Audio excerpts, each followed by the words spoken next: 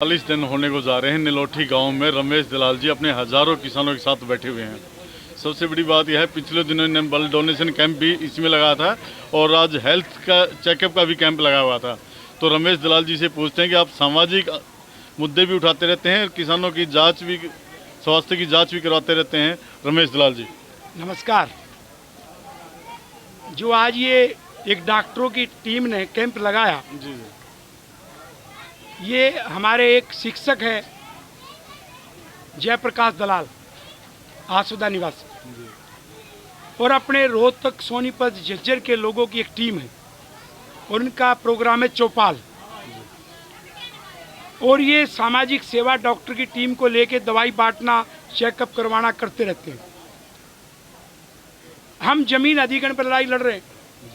5 राज्यों के किसान बैठे हैं, बुजुर्ग बैठे हैं, महिला बैठी है, कोई भी अप्रिय घटना न घटे।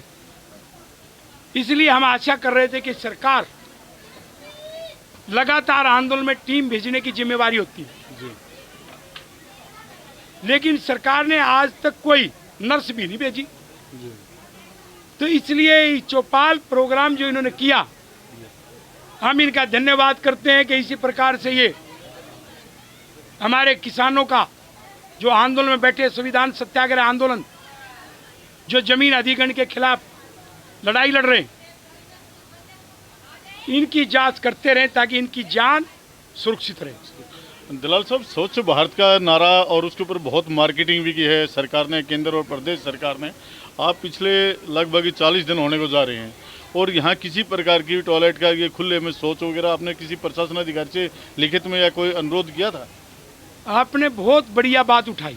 जी क्योंकि जिसमें माता और बहनें भी शामिल बहुत हैं। बढ़िया। हमारे यहाँ माँ बहनें, बेटियाँ हैं, जी जी हमारे बहुत सारे बुजुर्ग हैं। जी इनके लिए सरकार ने किसी प्रकार की व्यवस्था नहीं की। कह रहे स्वच्छ भारत, जी जो खुले में शौच जाएगा उस पर जुर्माना लगाएंगे। हम खुले में मजबूर हैं और मजबूर बना दिया। क्यों बना दिया? आंदोलन में हम कहां से लाएं इतने आदमियों के लिए, जो हजारों आदमियों। जी जी और टीकरी बॉर्डर पे तो भेजिए, सिंगू बॉर्डर पे, जी यहाँ पर नहीं भेजिए। जबकि स्वच्छ भारत के लिए सेस लगा हुआ है इनकम टैक्स में, जी और सेस का मतलब समझते हैं कि वो पैसा सिर्फ स्वच्छ भारत के लिए, खुले में कोई सोच न जाए, उसी पे भारत सरकार का खर्च होगा। ये मोटी भाषा में बताएं, गांव में यदि जोटा खरीदने के लिए चंदा इकट्ठा हुआ जी तो आप वो चौपाल बनाने में पैसा नहीं लगा सकते। नहीं लगा सकते, बिल्कुल सही कह रहे हो आप।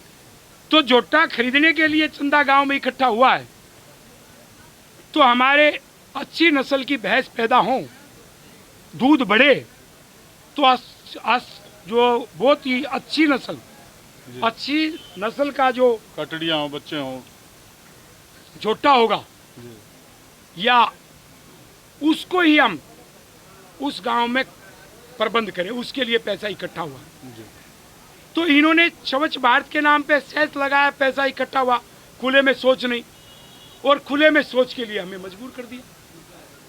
क्योंकि मैं देख रहा हूँ पिछले लगभग 37 दिन से मैं लगातार आपके आंदोलन को कवर कर रहा हूँ और ज़्यादातर बुजुर्गों के लिए समस्या है। आज भी जो सदियों पुरानी जो लोटा प्रथा थी, बोतल प्रथा थी, वो मुझे सुबह सुबह कई बार दिखाई देती है यहाँ पर। नहीं, ये सच्चाई है, जो मैं तो खुद स्वीकार कर रहा हूँ। यहाँ पर कई हजार आदमी हैं जी और कई हजार आदमियों के लिए खुले में सोच जाना पड़ता है। तो ये तो प्रधानमंत्री को शर्म आनी चाहिए, मुख्यमंत्री मनोहर लाल खट्टर को और हमारे झज्जर जिले के डीसी को। तो इसकी रिटर्न में आपने कहीं क्या डिमांड? उनको पता नहीं है? हाँ, पता तो पहले दिन से जब हमने सूचना दे दी हम आंदोलन कर रहे हैं, जी जी तो उसमें सारी चीज आ गई ना। क्या उनको पता नहीं है? जब दिल्ली में जंतर मंतर पे आंदोलन जाते हैं तो वहाँ दिल्ली सरकार ने प्रबंध कर रखा ना। दलाल साहब, जो स्वच्छ भारत का जो नारा था, फिर ये यहाँ ढकोसला साबित हो रहा है क्या? ढकोसला क्या, ड्रामा है? काहे का स्वच्छ भारत? स्वच्छ भारत की जहाँ जरूरत है, जब जनता कहीं जाती है, जी 26 जनवरी के लिए परेड में देखने के लिए जाए, तो वहाँ इंतजाम करवाया जाता है। जी जंतर मंतर पे जनता धरने प्रदर्शन के लिए बैठती है, तो सरकार की तरफ से वहाँ इंतजाम है। जब यहाँ धरना प्रदर्शन चल रहा है, तो प्रशासन की तरफ से, राज्य सरकार, केंद्र सरकार की तरफ से ये व्यवस्था क्यों नहीं की गई? 3 प्रकार की व्यवस्था तो बहुत जरूरी है। जी। ये हमारा मानवता का अधिकार है, मानव का अधिकार का हनन हुआ है।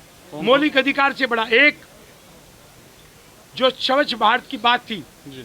खुले में सोचने जाना पड़े, जी। उसके लिए यहाँ प्रबंध होना चाहिए, तो गाड़ियाँ भेजनी चाहिए थी, परमानेंट व्यवस्था। जी। और दूसरा, स्वास्थ्य जांच के लिए परमानेंट टीम चाहिए थी, डॉक्टर की, नर्स की। जी। इतने बुजुर्ग आदमी यहाँ बैठे। और तीसरा है कि पीने का पानी स्वच्छ, जी हाँ, साफ सुथरा, साफ सुथरा, उसका प्रबंध किया जाता। जी। जब प्रजातंत्र में जो आर्टिकल 19 है संविधान का, उसके अनुसार हमें आंदोलन करने का, अपनी बात रखने का, इकट्ठे होने का अधिकार है। जी। तो जो डायरेक्टिव प्रिंसिपल्स हैं, जी। नीति निर्देशक सिद्धांत जी। संविधान में, उसके अनुसार ये भी तो संविधान में कह रखा है कि राज्य सरकार, केंद्र सरकार अपनी जिम्मेवारी का पालन करे, निर्वाह करे, पालन करे। तो वो निर्वाह नहीं कर रहे। हमारे मौलिक अधिकार का हनन हुआ। जो हमारा मौलिक अधिकार है, जी। 21 अनुच्छेद, जी। सम्मान के साथ जीना, जी। स्वच्छ भारत में आपने हमें खुले में सोच के लिए भेज दिया, जी। क्या ये हमारा अपमान नहीं? और क्या वो ये हमारी इज्जत के साथ जीने का, हमारे मौलिक अधिकार का हनन नहीं? जी। तो इन्होंने किया। दूसरा, एक जगह तो आपने भेज दी गाड़ियां जी। कि वो खुले में सोचने जाए, वो वहां जाए, और हमारे यहाँ नहीं भेजी, तो अनुच्छेद 14 समानता के अधिकार का उल्लंघन नहीं हो गया? तो इस पर भी आप कोई कानूनी दायर करेंगे? जैसे आप क्योंकि पढ़े लिखे हैं और एक बहुत सीनियर एडवोकेट हैं सुप्रीम कोर्ट के, तय कोर्ट में कोई स्त्रियां का भी कोई मुकदमा दायर करेंगे आप? इस पर भी विचार करेंगे, क्योंकि लड़ाइयाँ इतनी सारी हैं जी। जी। कि बड़े मुद्दे से हटके, नहीं, इसके साथ साथ पूछ रहा हूँ। बड़े उसके साथ नहीं जाए, क्योंकि फिर वो मिक्स हो जाता है। जी। जी। अभी हमारा जो लक्ष्य है, वो जो लाखों परिवार हैं जी। जमीन अधिग्रहण से उजाड़ रहे हैं, जी। जिनकी इनकम तो है ज्यादा 1 साल की, जी। और मुआवजा है कम, कम। जो 1 साल की कमाई वो भी नहीं मिल रहा। नहीं, वो तो लड़ाई आप लड़ ही रहे तो हैं। वो जो लड़ाई है, जी। जी। जो रोटी की लड़ाई है, जी। वो बहुत बड़ी है। स्वच्छ भारत रहे, साफ सफाई रहे, जी। लेकिन उससे पहले तो पेट की आग बुझाना जरूरी है ना। चलो रमेश दलाल जी, मैं धन्यवाद करता हूँ। स्वच्छ भारत की आज खुलकर इन्हें स्वच्छ भारत के ऊपर बोला है, और मोदी जी से और प्रदेश सरकार से भी सवाल किए हैं, और कैंप भी लगा रहे हैं। अच्छा, आज आपने हेल्थ कैंप था, पीछे ब्लड डोनेशन कैंप था, और भी कोई कैंप लगवाने की योजना है क्या? एक तो हमारी रोज ट्रेनिंग चलती है, जी। एक कैंप रोज चलता है, अच्छा जी। वो है देशभक्ति का, वाह जी। राष्ट्रभक्ति का, और जाति रहित और धर्म रहित भावनाएं बनाने का। हमारे यहाँ लगातार मेरे द्वारा गांधी गिरी पर संदेश दिया जाता है, और ये सिखाया जाता है कि हिंदू, सिख, मुसलमान, ईसाई के नाम पर नहीं, जाट, गैर जाट के नाम पर नहीं, ये कमेरे और लुटेरे के नाम पर लड़ाई चल रही है। एक तरफ लुटेरा है, एक तरफ कमेरा है। तो इनको रोज ये संदेश दिया जाता है। और एक कैंप और भी लगता है कि हमने हिंसा नहीं करनी, हमने कानून को हाथ में नहीं लेना, गांधीगिरी से चलना है, और लोगों को ट्रेनिंग भी देनी। और यहाँ पर यह भी चलता है कि नशा नहीं, शराब नहीं। नहीं, हाँ, मैंने सुना है, आपने बिल्कुल ओपन सार्वजनिक रूप से कहते हैं भाई यहाँ पर दारू का और उसका नशा कोई वो नहीं है। धन्यवाद रमेश दलाल जी, आपका धन्यवाद। मास्टर जयप्रकाश जी अपनी टीम के साथ खड़े हुए हैं। चौपाल संस्था द्वारा किसानों के का इलाज करने के लिए शायद जगह जगह जाते होंगे, किसानों के बीच में जा रहे हैं। और आप पिछले कितने दिन से आपकी टीम चल रही है? हमारा जो काम है चौपाल संस्था का, वो इस प्रकार से है जी। पिछले 15 साल से जैसे किसी गांव में ये संस्था जाती है 20 से 25 डॉक्टरों की टीम के साथ, तो वहाँ पे जाके उस गांव की चौपाल को या किसी स्कूल को, उसको हम एक हॉस्पिटल बना देते हैं, उसमें सभी ओपीडी करते हैं। पिछले 15 साल से 20 से 25 डॉक्टरों की टीम लेके जाते हैं। वहाँ पे सभी दवाइयाँ, उनकी आँख की जांच, कान की जांच, आँख के चश्मे और सभी दवाइयाँ देते हैं। इस प्रकार का काम संस्था करती है। संस्था ने जो बनाने का मकसद क्या है, इसके डायरेक्टर कौन है, और आपने कोई हॉस्पिटल भी बना रखा है क्या? इस संस्था का जो डायरेक्टर है वो राजेंद्र सिंह टोंक है। जी जी। कहाँ से हैं ये डॉक्टर साहब अभी रिटायर हुए हैं, आरएमएल हॉस्पिटल में वीआईपी नर्सिंग होम के इंचार्ज थे। संस्था का बनाने का मकसद था, जैसे नाम आप देख रहे हो चौपाल, और जो पेड़ आपके सामने यहाँ भी दिख रहा है वो भी हमारे लोगों में है। तो ये चौपाल एक न्याय करती थी पहले से ही। उसी सोच को बढ़ाते हुए कुछ हमारे साथियों ने बैठ के मीटिंग की कि भाई इस प्रकार का कोई संस्था होनी चाहिए ताकि 6 दिन हम आजीविका कमाएं और संडे के दिन इस समाज के लिए हम कुछ करें। उस समाज के सुधार के लिए, यानी उन्नत गांव उन्नत देश। जैसे गांव में डॉक्टर की बड़ी भारी किल्लत होती है।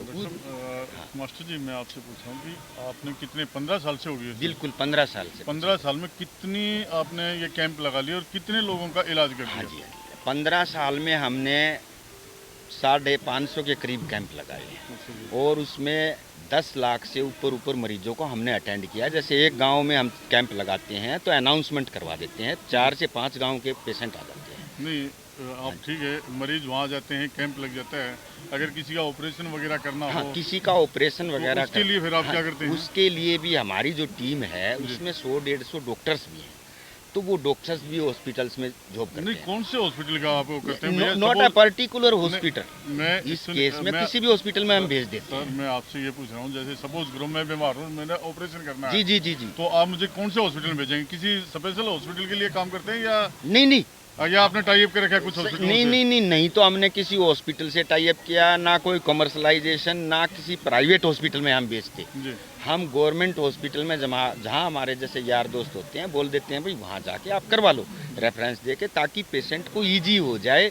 और एक हमने कम्युनिटी हेल्थ सेंटर सोनीपत में चौपाल के, जो हमारा ऑफिस भी समझ लो, वो खुला हुआ है अरसाना मोड़ पे। तो वहाँ पे भी हम कोई ऐसा एडवर्टाइज नहीं करते हैं कि भी वहीं पे पेशेंट। बहुत बढ़िया है, भगवान से दुआ करते हैं कि आप अपने और ये आंदोलनों में कामयाब रहें और आम जनता की सेवा करते रहें। इन्हीं इसके लिए धन्यवाद आपका, बहुत बहुत धन्यवाद।